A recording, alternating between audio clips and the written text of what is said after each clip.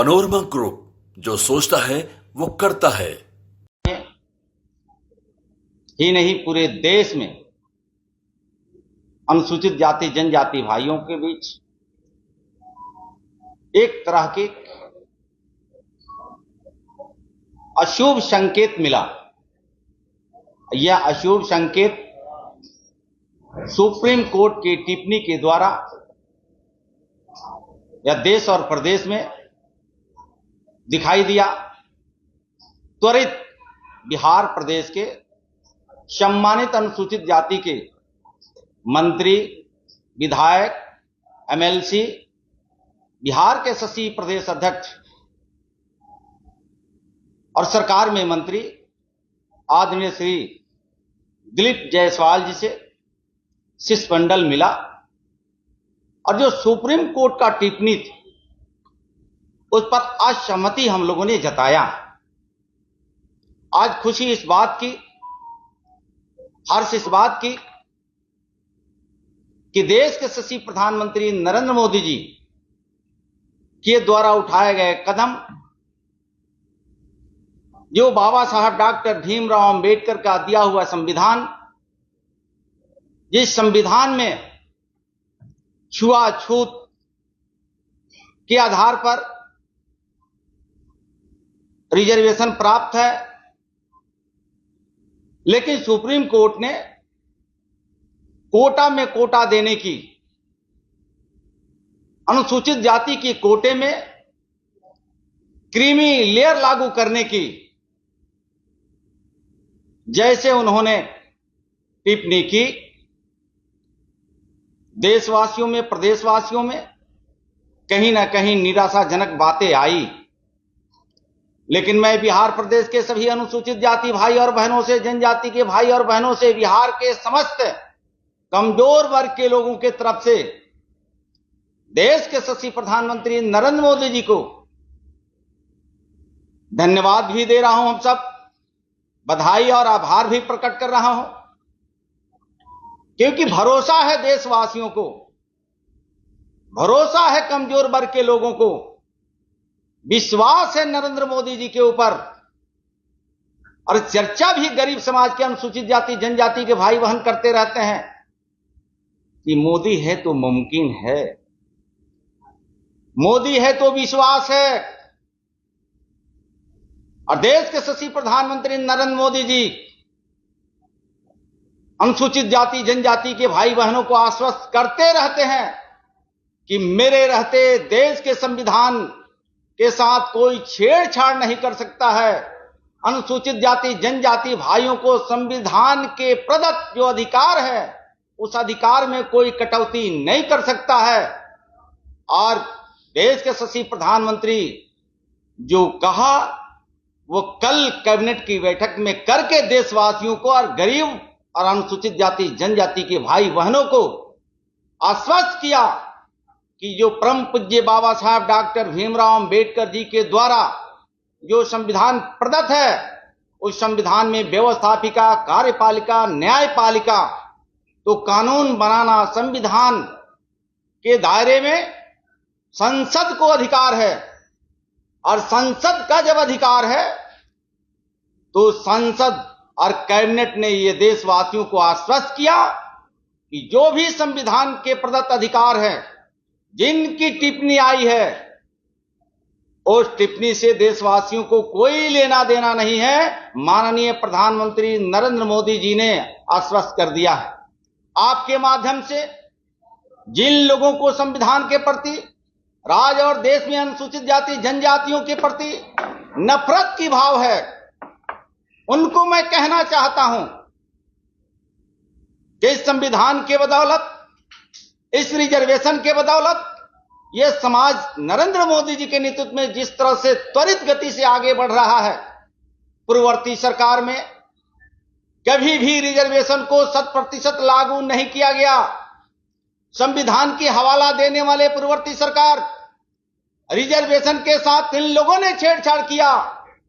UPA की सरकार दिल्ली की रही हो या यूपीए महागठबंधन की सरकार बिहार में रही हो, मैं आपको उसको आगे बढ़ाते हुए मैं बताना चाहता हूं, यही पूर्ववर्ती सरकार थी जो अनुसूचित जाति जनजाति की बात करने वाले लोग, पंचायती राज अधिनियम में कहीं मुखिया, सरपंच, बीडीसी, जिला पार्षद, चेयरमैन, ब्लॉक प्रमुख बनने का पूर्ववर्ती सरकार ने आरक्षण नहीं दिया था।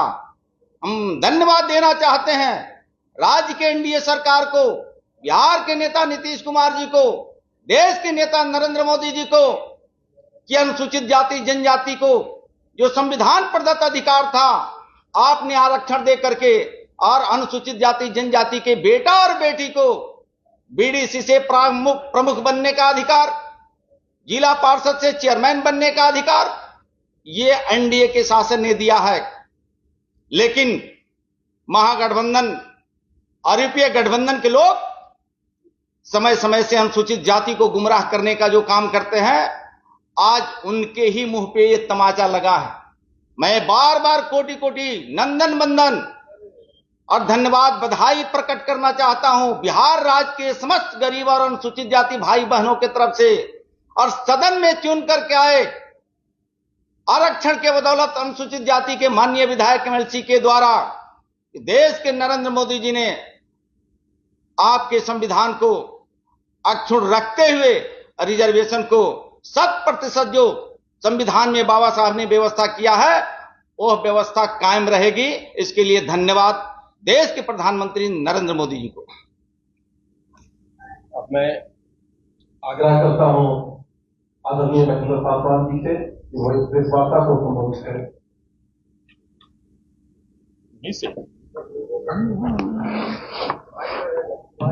ठीक है,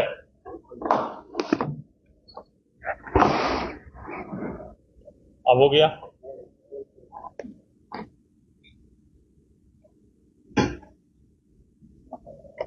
सबसे पहले मीडिया के सभी साथियों को, मैं प्रिंट मीडिया, इलेक्ट्रॉनिक मीडिया को मैं धन्यवाद देता हूं। ये आप सबों ने प्रमुखता से इस खबर को उठाया था। आज हम सबों के बीच इस प्रेस वार्ता में बिहार सरकार के मंत्री और भारतीय जनता पार्टी के वरिष्ठ नेता जनक राम जी हम सबों के बीच उपस्थित हैं।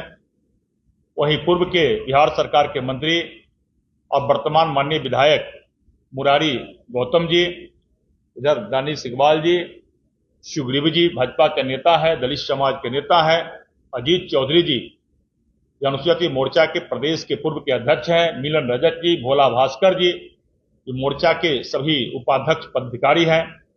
सभी साथियों, 1 तारीख के जिस प्रकार सुप्रीम कोर्ट के द्वारा जो निर्णय आया था, कोटा के अंदर कोटा, आरक्षण के अंदर आरक्षण का प्रावधान जो सुप्रीम कोर्ट ने लाया था 6+1 के बेंच ने, उससे बिहार ही नहीं पूरे देश के दलित समाज के लोग, अनुसूचित जाति समाज के लोग मर्माहत हो गए थे।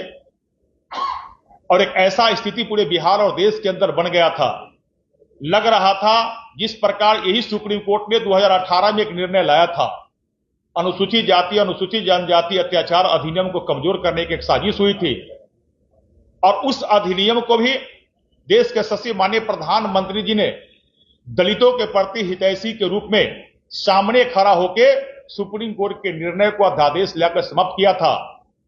पुनः जब इस बार 1 तारीख के सुप्रीम कोर्ट के 6+1 के बेंच ने निर्णय लाया, तो पुनः एक बिहार सहित पूरे देश में आंदोलन का रूप धरना शुरू हो गया था। हम सब जनक राम जी माननीय मंत्री, कृष्णनंदन पासवान जी माननीय मंत्री, माननीय विधायक, हम सब लोगों ने जिसका चर्चा हम सबों के नेता ने किया, माननीय प्रदेश अध्यक्ष डॉक्टर दिलीप जायसवाल जी से मिला। इन्होंने स्पष्ट कहा कि पार्टी का क्लियर स्टैंड है, भारतीय जनता पार्टी बिहार ही नहीं पूरे देश के दलित समाज के साथ खड़ा है। और मैं धन्यवाद देता हूं बिहार सहित पूरे देश के दलितों, अनुसूचित जाति समाज की ओर से देश के यशस्वी माननीय प्रधानमंत्री नरेंद्र मोदी जी को, जिन्होंने कहा कि जब तक देश में दलित के अति पिछड़ा का बेटा नरेंद्र मोदी जी प्रधानमंत्री है, तब तक कोई भी बाबा साहब भीमराव अंबेडकर जी के द्वारा बनाया हुआ संविधान और उनके द्वारा दिया गया संविधान न्याय संगत संविधान आरक्षण को कोई छेड़छाड़ नहीं कर सकता। और वैसा ही हुआ। केंद्र में भी हमारे अनुसूचित समाज के भारतीय जनता पार्टी के सांसदों ने माननीय प्रधानमंत्री जी को अपने बातों को रखा और हम सबों ने भी अपने बिहार नेतृत्व के माध्यम से अपने बिहार के और देश के दलित समाज के बातों को रखा और देश के यशस्वी माननीय प्रधानमंत्री जी ने एकदम दलितों के साथ उन्होंने कहा कि बाबा साहब भीमराव अंबेडकर जी के द्वारा जो संविधान है उसके भावनात्मक जो अधिकार है उसके साथ कोई छेड़छाड़ नहीं किया जा सकता है। और पुनः जो सुप्रीम कोर्ट का जो निर्णय है उस निर्णय को उन्होंने संज्ञान लेते हुए कैबिनेट से पारित कर दिया। जो आरक्षण है उसके साथ छेड़छाड़ नहीं होगा। जो क्रीमी लेयर है वह क्रीमी लेयर के आधार पर दलितों को नहीं बांटा जा सकता है। जो आरक्षण हमें मिला था वह आरक्षण कोई खैरात नहीं मिला था, वह आरक्षण जो है हमारी शैक्षणिक स्थिति, राजनीतिक स्थिति और उस समय देश के अंदर जो छुआछूत जैसे व्यवस्था बनी हुई थी उस व्यवस्था से निजात दिलाने के लिए बाबा साहब डॉक्टर भीमराव अंबेडकर जी ने भारतीय संविधान में हमें वंचित समाज, दलित समाज को मुख्य धारा में लाने के लिए आरक्षण मिला था।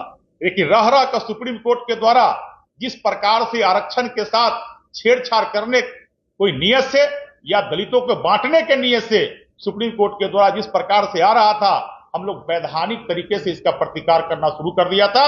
और भारतीय जनता पार्टी ने यह निर्णय लिया था कि सुप्रीम कोर्ट यदि पुनर्विचार याचिका पर विचार नहीं करेगी तो इसको पुनः अध्यादेश लाकर इनको निर्णय को बदला जाएगा।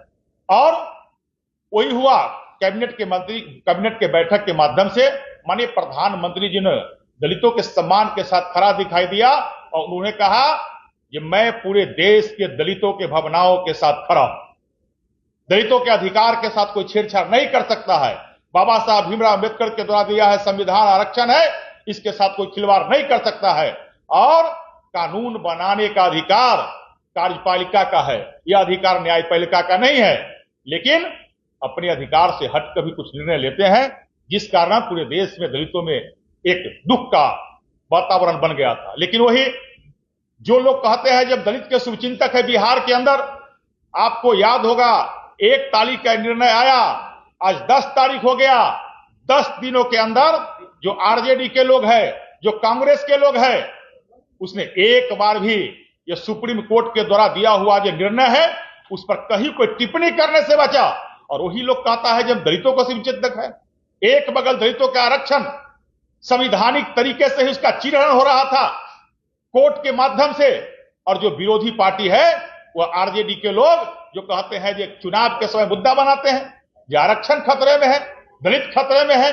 और जब आरक्षण और संविधान पर कोई पलटवार करता है, चोट पहुंचाता है, आघात पहुंचाता है, तो ये लोग चुप्पी मार लेते हैं। और बिहार में 10 दिन के अंदर एक बार भी इन लोग को हिम्मत नहीं हुआ इसका संवैधानिक तरीका से भी प्रतिकार करने का।